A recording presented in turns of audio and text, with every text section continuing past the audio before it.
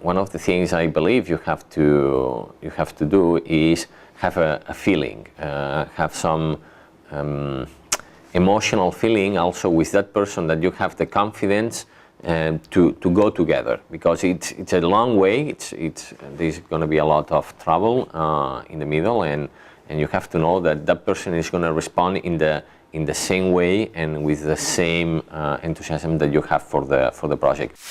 In any companies, and especially in a startup, growth is very important in order to create value, in order to attract employees, in order to reach a critical mass. But when you grow and grow very fast, you should never forget your core vision, your core customer focus, and especially your margins.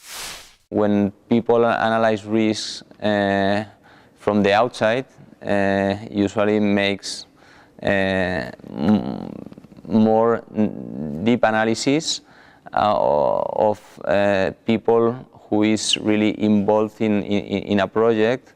And when you are in your own project, your emotions and your willingness to go ahead usually brings you to minimize the real risk that you will go through.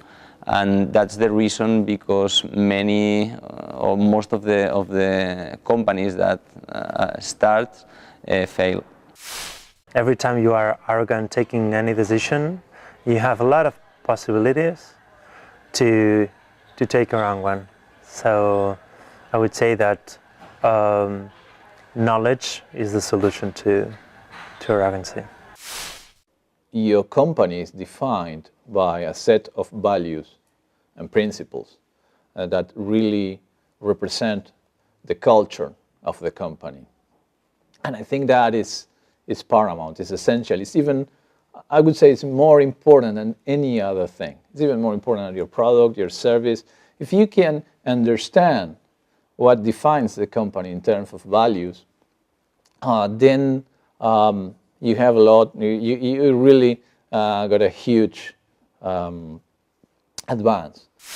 There is a lot of people who start projects only thinking on how will I become rich or become rich. And most of them die just a few weeks after creating the projects because they are only focusing on why will a Chinese company buy our company. I think that the best we can do to avoid this, to avoid the destruction of the bankruptcy of the company, is to focus on how will I do the best I can with the little time I have before I will go into the most enormous poverty or into the most enormous richness. I would say that the worst error that an entrepreneur could do is to think about himself and don't think about the boat and about the people who is in boat.